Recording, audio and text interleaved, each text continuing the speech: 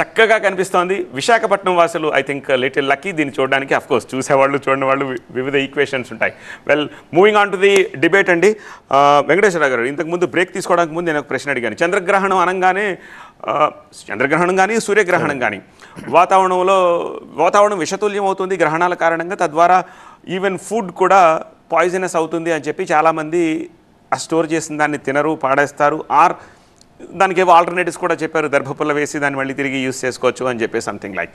సరే, శాస్త్రం పక్కన పెడితే సైంటిఫిక్గా నిజంగానే ఏదైనా కంటామినేషన్ జరుగుతుందా ఇలాంటి సందర్భాల్లో? ఇప్పుడు చంద్రగ్రహణం కానీ సూర్యగ్రహణం కానీ ఏమి జరిగినప్పటికీ కూడా ఒక బాడీ ఇంకో బాడీకి అడ్డు రావటం మూలన మూడో బాడీ మీద షేడ్ వస్తుంది. అవును, షేడ్ వస్తాం మూలన దాని వలన ఓన్లీ లైట్ రేస్ యొక్క ప్రభావంలో మార్పు ఉంటుంది.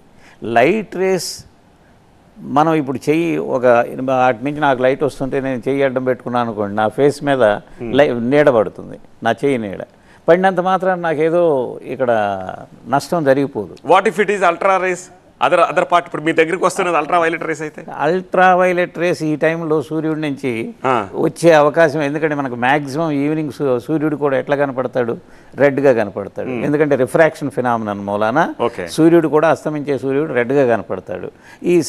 ఆ రేస్ కూడా, చంద్రుడి మీద ఉన్న రేస్ కూడా మనకు రెడ్డే. అల్ట్రా వైలెట్ రేస్ ఇక్కడ ఉత్పన్నమయ్యే అవకాశం లేదు. చక్రవర్తి గారు, మీరేమంటారు దీనికి?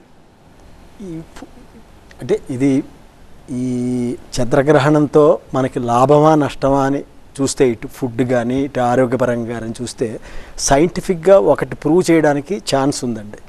ఏంటంటే ఈ సోలారు ఈ సిస్టమ్ ఏర్పడి మనకి 4.6 బిలియన్ ఇయర్స్ కింద అయింది.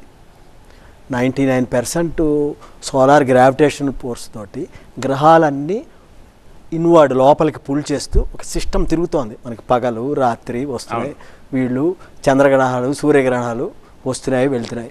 ఇప్పుడు వీటిల్లో ఏమైనా మార్పు ఉందా అట్మాస్ఫియర్లో, అంతే ఉందా పొజిషనింగ్, ఏమైనా డ్రాగ్ అవుతుందా? ఇవన్నీ స్పేస్ స్టేషన్స్, నాసా వాళ్ళ స్పేస్ స్టేషన్స్, మనవి డెహ్రాడూన్ పైన నైనితాలు అక్కడ పెట్టిన స్టేషన్లు వాళ్ళు అబ్జర్వ్ చేస్తున్నారు. మనం ఒకటి కొత్తది కట్టాం అక్కడ. అలా దాన్ని బట్టి స్టాటిస్టికల్ డేటా, అంటే 100 ఏళ్ల క్రితం 200 ఏళ్ల క్రితం ఏమైంది, ఇప్పుడు ఏమన్నా మార్పు వచ్చిందా? ఎందుకు చెప్తున్నానంటే గబుక్కున ఒక 200 ఏళ్ళు అయిన తర్వాత సడన్గా మీరు చూస్తున్నారు శకటాలు అవన్నీ వస్తున్నాయి, గ్రహ శకలాలు అవన్నీ, అవి కూడా వచ్చి అవి తిరుగుతున్నాయి. By virtue of so many reasons it's being diverted, it's not falling on the earth, right? So tomorrow I can conclude say that okay, we will be here for another 500 years or 1000 years or anything. ఇలాంటివన్నీ చెప్పచ్చు. దీనికి ఈ data ఈరోజు జరిగిన పరిణామం data అంతాను NASA వాళ్ళు అబ్జర్వేటర్ అంతా చేస్తున్నారు. వాళ్ళు Chandrasekhar Subrahmanyam NASA space station ఉంది అమెరికాలో, వాళ్ళు చేస్తున్నారు. అది ఉపయోగపడుతుంది ఆ రకంగా.